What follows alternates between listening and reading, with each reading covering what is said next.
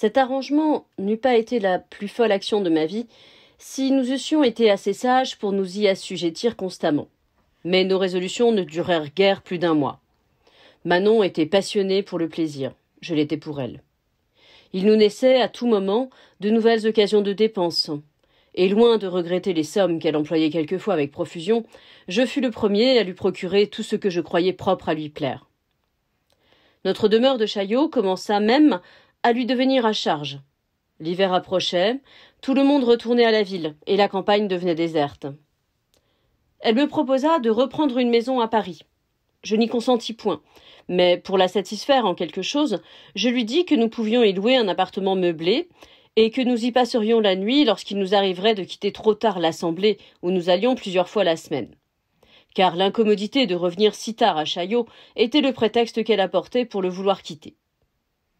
Nous nous donnâmes ainsi 2 logements, l'un à la ville et l'autre à la campagne. Ce changement mit bientôt le dernier désordre dans nos affaires, en faisant naître 2 aventures qui causèrent notre ruine. Manon avait un frère qui était garde du corps.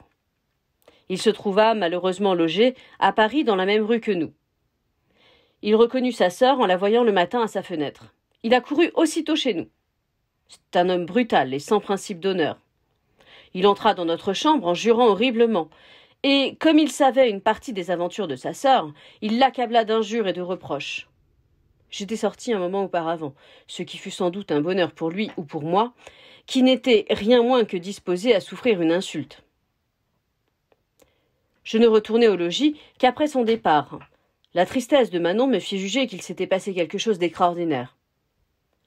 Elle me raconta la scène fâcheuse qu'elle venait d'essuyer et les menaces brutales de son frère. J'eus tant de ressentiment que j'eusse couru sur-le-champ à la vengeance si elle ne m'eût pas arrêté par ses larmes. Pendant que je m'entretenais avec elle de cette aventure, le garde du corps rentra dans la chambre où nous étions sans s'être fait annoncer. Je ne l'aurais pas reçu aussi civilement que je fis si je l'eusse connu.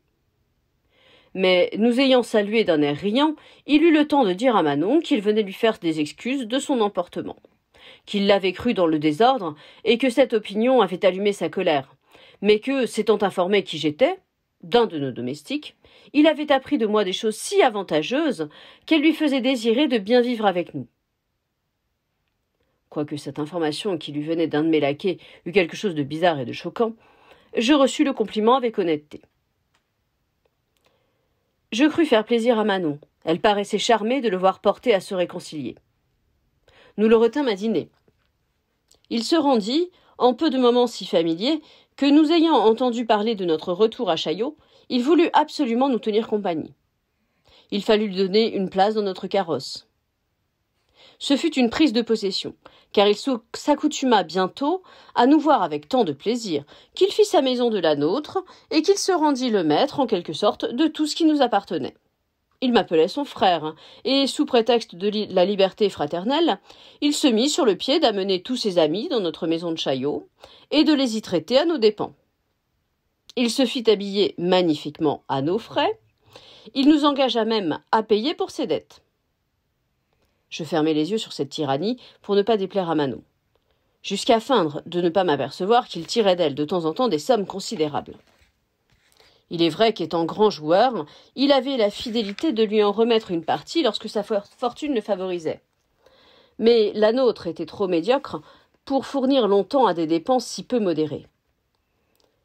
J'étais sur le point de m'expliquer fortement avec lui pour nous délivrer de ses importunités, lorsqu'un funeste accident m'épargna cette peine, en nous causant une autre qui nous abîma sans ressource. Nous étions demeurés un jour à Paris pour y coucher, comme il nous arrivait fort souvent. La servante, qui restait seule à Chaillot dans ces occasions, vint m'avertir le matin que le feu avait pris dans sa maison, et qu'on avait eu beaucoup de difficultés à l'éteindre. Je lui demandai si nos meubles avaient souffert quelque dommage. Elle me répondit qu'il y avait eu une si grande confusion causée par la multitude d'étrangers qui étaient venus au secours qu'elle ne pouvait être assurée de rien. Je tremblais pour notre argent, qui était renfermé dans une petite caisse. Je me rendis promptement à Chaillot. Diligence inutile, la caisse avait déjà disparu. J'éprouvai alors qu'on peut aimer l'argent sans être avare. Cette perte me pénétra d'une si vive douleur que j'en pensais perdre la raison. Je compris tout d'un coup à quel nouveau malheur j'allais me trouver exposé. L'indigence était la moindre. Je connaissais Manon. Je n'avais déjà que trop éprouvé que, quelque fidèle et quelque attachée qu'elle me fût dans la bonne fortune, il ne fallait pas compter sur elle dans la misère. Elle aimait trop l'abondance et les plaisirs pour me les sacrifier. « Je la perdrai !» m'écriai-je. « Malheureux chevalier, tu vas donc perdre encore tout ce que tu aimes ?» Cette pensée me jeta dans un trouble si affreux que je balançais pendant quelques moments si je ne ferais pas mieux de finir tous mes maux par la mort. Cependant, je conservais assez de présence d'esprit pour vouloir examiner auparavant s'il ne me restait pas nulle ressource. Le ciel me fit naître une idée qui arrêta mon désespoir. Je crus qu'il ne me serait pas impossible de cacher notre perte à Manon, et que, par industrie ou par quelque faveur du hasard, je pourrais fournir assez honnêtement à son entretien pour l'empêcher de sentir la nécessité. J'ai compté, disais-je pour me consoler, que 20 000 écus nous suffiraient pendant 10 ans. Supposons que les 10 ans soient écoulés, et que nul des changements que j'espérais ne soit arrivé dans ma famille. Quel parti prendrais-je ? Je ne le sais pas trop bien, mais ce que je ferai alors, qui m'empêche de le faire aujourd'hui. Combien de personnes vivent à Paris qui n'ont ni mon esprit ni mes qualités naturelles, et qui doivent néanmoins leur entretien à leurs talents, tels qu'ils les ont. La Providence, ajoutai-je, en réfléchissant sur les différents états de la vie, n'a-t-elle pas arrangé les choses fort sagement ? La plupart des grands et des riches sont des sots. Cela est clair à qui connaît un peu le monde. Or, il y a là-dedans une justice admirable. S'il joignait l'esprit aux richesses, il serait trop heureux et le reste des hommes trop misérables. Les qualités du corps et de l'âme sont accordées à ceux-ci, comme des moyens pour se tirer de la misère et de la pauvreté. Les uns prennent part aux richesses des grands, en servant à leur plaisir, ils en font des dupes. D'autres servent à leur instruction, ils tâchent d'en faire d'honnêtes gens. Il est rare à la vérité qu'ils y réussissent. Mais ce n'est pas là le but de la divine sagesse. Ils tirent toujours un fruit de leurs soins, qui est de vivre aux dépens de ceux qu'ils instruisent. Et de quelque façon qu'on les prenne, c'est un fonds excellent de revenus pour les petits que la sottise des riches et des grands. Ces pensées me remirent un peu le cœur et la tête. Je résolus d'abord d'aller consulter M. Lescaut, frère de Manon. Il connaissait parfaitement Paris, et je n'avais eu que trop d'occasions de reconnaître que ce n'était ni de son bien, ni de la paye du roi qu'il tirait son plus clair revenu. Il me restait à peine 20 pistoles, qui s'étaient trouvées heureusement dans ma poche. Je lui montrai ma bourse, en lui expliquant mon malheur et mes craintes. Et je lui demandai s'il y avait pour moi un parti à choisir entre celui de mourir de faim ou de me casser la tête de désespoir. Il me répondit que se casser la tête était la ressource des sots. Pour mourir de faim, qu'il y avait quantité de gens d'esprit qui s'y voyaient réduits, quand ils ne voulaient pas faire usage de leurs talents, que c'était à moi d'examiner de quoi j'étais capable, qu'il m'assurait de son secours et de ses conseils, dans toutes mes entreprises. « Cela est bien vague, monsieur Lescaut, lui dis-je. Mes besoins demanderaient un remède plus présent, car que voulez-vous que je dise à Manon ? À propos de Manon, reprit-il, qu'est-ce qui vous embarrasse ? N'avez-vous pas toujours avec elle de quoi finir vos inquiétudes quand vous le voudrez ? Une fille comme elle devrait nous entretenir, vous, elle et moi. Il me coupa la réponse que cette impertinence méritait, pour continuer de me dire qu'il me garantissait avant le soir 1000 écus à partager entre nous, si je voulais suivre son conseil. Qu'il connaissait un seigneur si libéral sur le chapitre des plaisirs, qu'il était sûr que 1000 écus ne lui coûteraient rien pour obtenir les faveurs d'une fille telle que Manon. Je l'arrêtai. J'avais meilleure opinion de vous, lui répondis-je. Je m'étais figuré que le motif que vous aviez eu pour m'accorder votre amitié était un sentiment tout opposé à celui où vous êtes maintenant. Il me confessa impudemment qu'il avait toujours pensé de même, et que sa sœur ayant une fois violé les lois de son sexe, quoiqu'en faveur de l'homme qu'il aima le plus, il ne s'était réconcilié avec elle que dans l'espérance de tirer parti de sa mauvaise conduite. Il me fut aisé de juger que, jusqu'alors, nous avions été ses dupes. Quelque émotion néanmoins que ce discours m'eût causé, le besoin que j'avais de lui m'obligea de répondre en riant, que son conseil était une dernière ressource qu'il fallait remettre à l'extrémité. Je le priai de m'ouvrir quelque autre voie.